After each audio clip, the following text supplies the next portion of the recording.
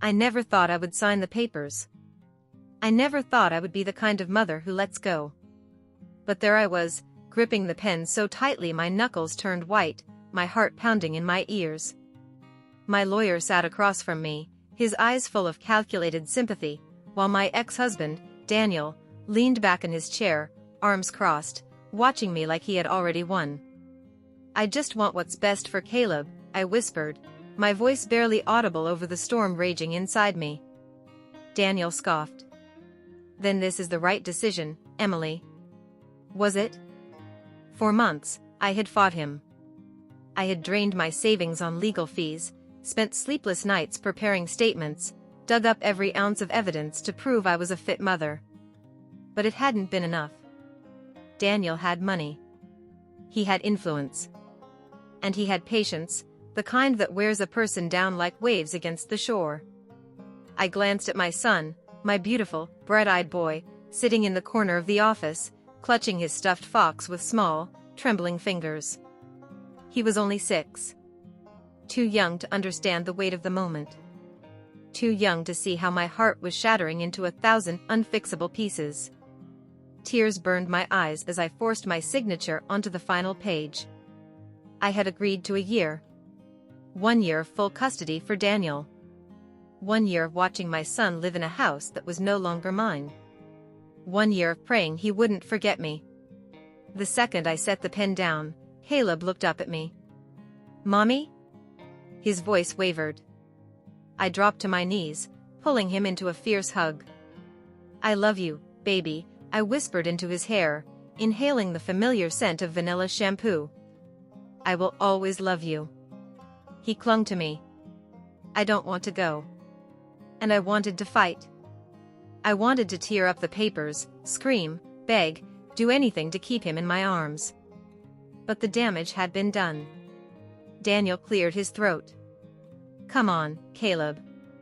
His tone was firm, void of any real emotion. He was never cruel, not outwardly, but he was cold in a way that left invisible bruises. Caleb hesitated, looking between us. And then, slowly, painfully, he pulled away from me and walked toward his father. I watched as Daniel took his hand and led him out the door. I didn't cry until they were gone. The house felt like a mausoleum. Quiet. Empty. The air heavy with memories of a life I had lost. For days, I barely moved. I left Caleb's room untouched, his bed unmade, his toys scattered on the floor like he had only stepped out for a moment and would return any second. The absence of his laughter, his tiny footsteps padding through the halls, it hollowed me out.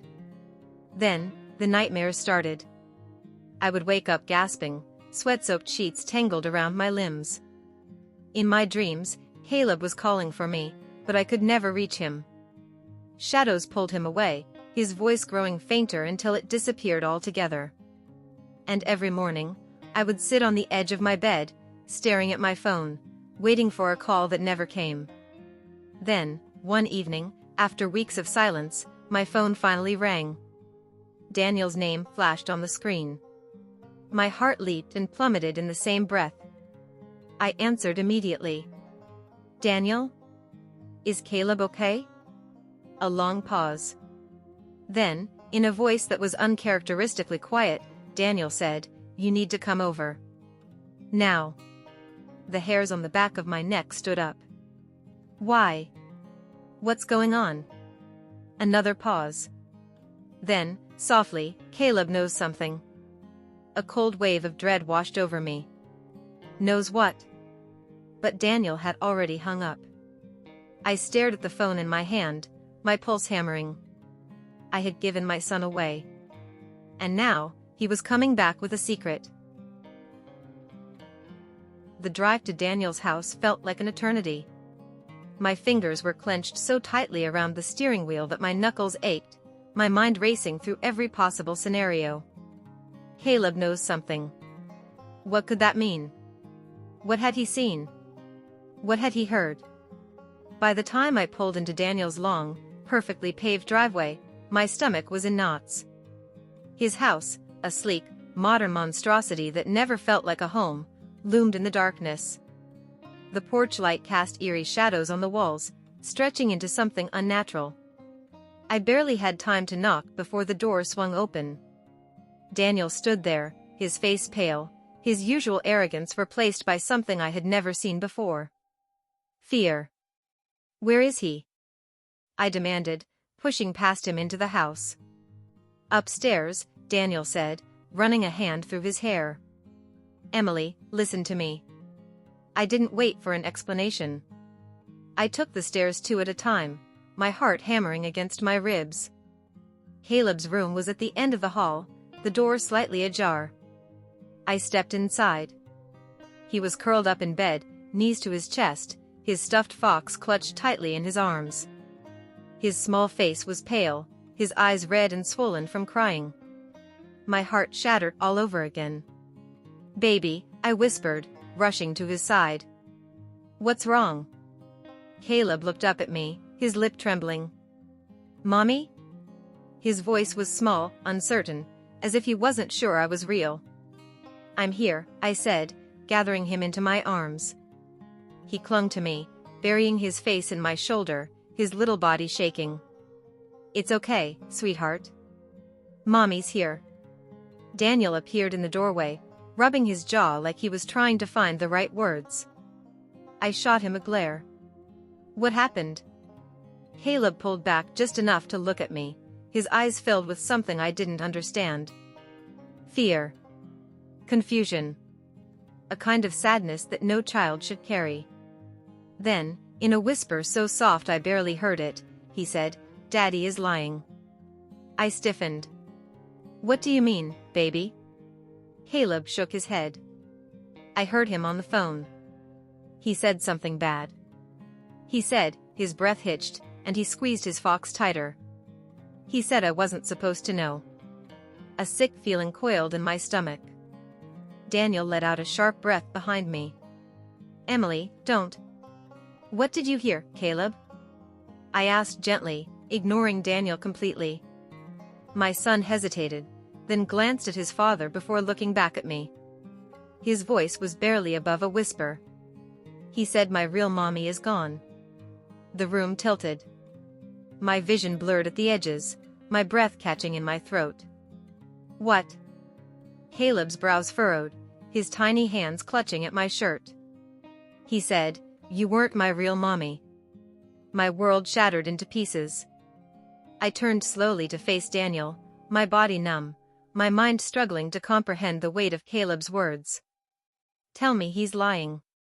Daniel's expression was unreadable. For the first time since I had known him, he looked uncertain. Vulnerable. But there was something else beneath the surface, something darker.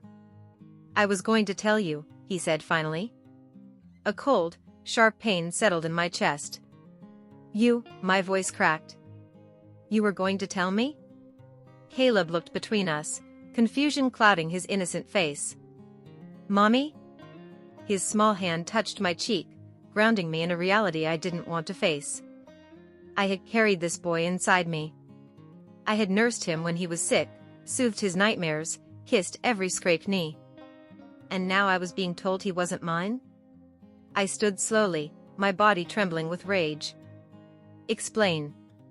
Now." Daniel sighed, rubbing his temples. "Not here." His eyes flickered to Caleb.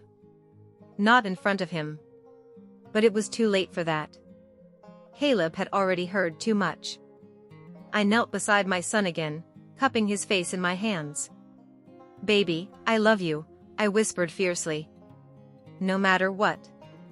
You are my son. Always." Caleb's eyes welled up with tears, and he threw his arms around my neck. "I love you too, Mommy." I squeezed him tightly, pressing a kiss to his forehead before standing to face Daniel once more. My voice was ice. "You have 5 minutes to tell me the truth." Daniel hesitated, then finally nodded. "Fine. But you need to prepare yourself." I crossed my arms over my chest, bracing myself. "For what?" Daniel's jaw clenched. "For a secret I never wanted Caleb to find out." Daniel led me downstairs, his footsteps heavy against the polished wood floors. My mind raced, trying to grasp what I had just heard. Caleb wasn't mine? The very idea was impossible, absurd. I had given birth to him. I had held him in my arms moments after he took his first breath. I had kissed his tiny fingers and whispered promises into his newborn ears. I turned to Daniel the second we reached the living room. Talk. Now. He exhaled sharply, running a hand through his hair. Emily, I need you to listen. Listen? I let out a hollow laugh. You just let our son believe I'm not his mother. What could you possibly say to make this okay? Daniel hesitated, his face unreadable. Then, finally, he spoke. Caleb isn't biologically yours. The words felt like a knife straight through my chest. My breath hitched, my knees nearly buckling beneath me. No, I whispered. That's not possible. Daniel swallowed hard. It is. I shook my head violently. You're lying. But deep down, something in me knew he wasn't. Daniel sighed, pinching the bridge of his nose. We used a surrogate. The world tilted again. My pulse roared in my ears. What?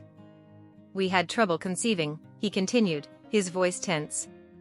You don't remember because, he stopped, his jaw tightening. Because what? I demanded. His gaze flickered to mine, full of something I couldn't quite place.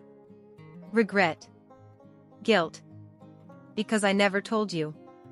The room spun. I stumbled back, gripping the arm of the couch to steady myself. No, I whispered again, my voice barely there. That's not possible. I remember being pregnant, Daniel. I remember the cravings, the morning sickness, feeling Caleb kick inside me. Daniel's eyes darkened. No, Emily. You remember what I wanted you to remember.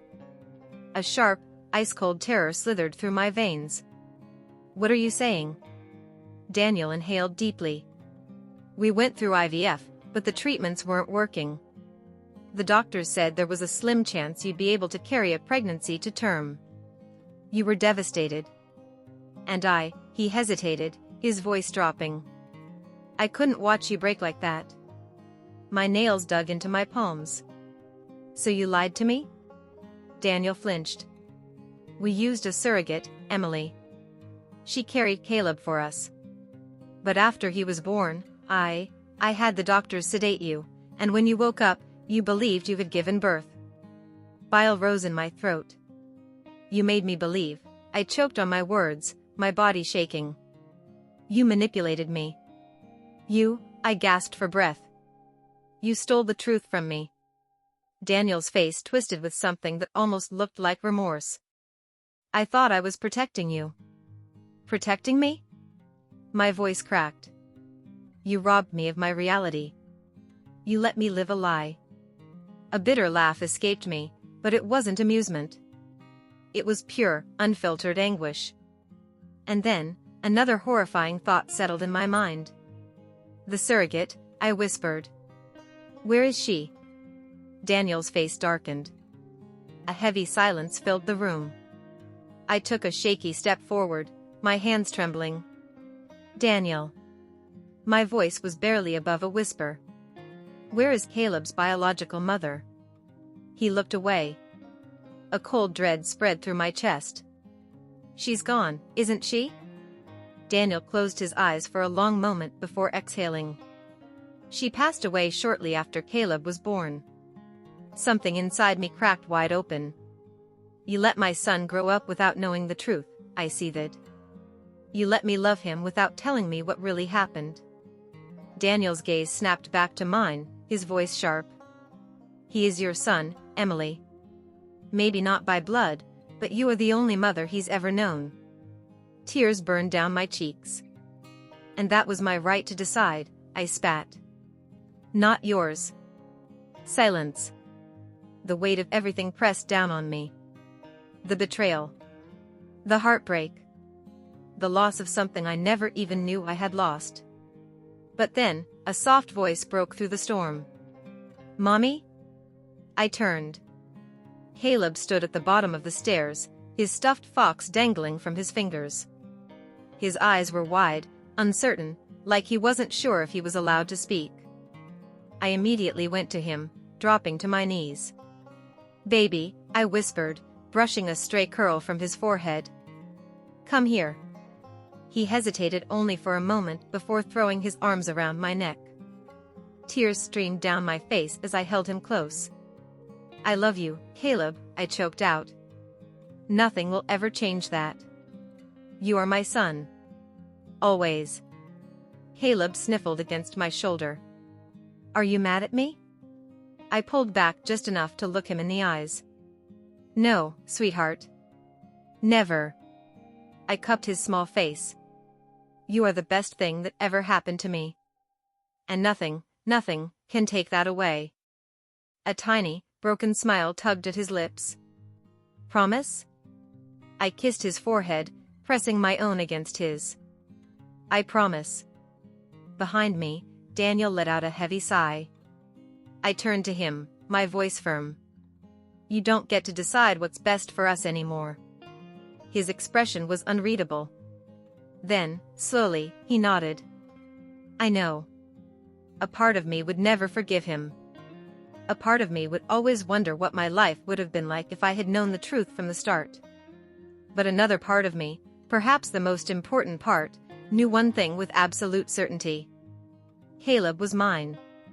And no secret could ever take that away. If you liked it, subscribe to the channel and enjoy these other amazing stories.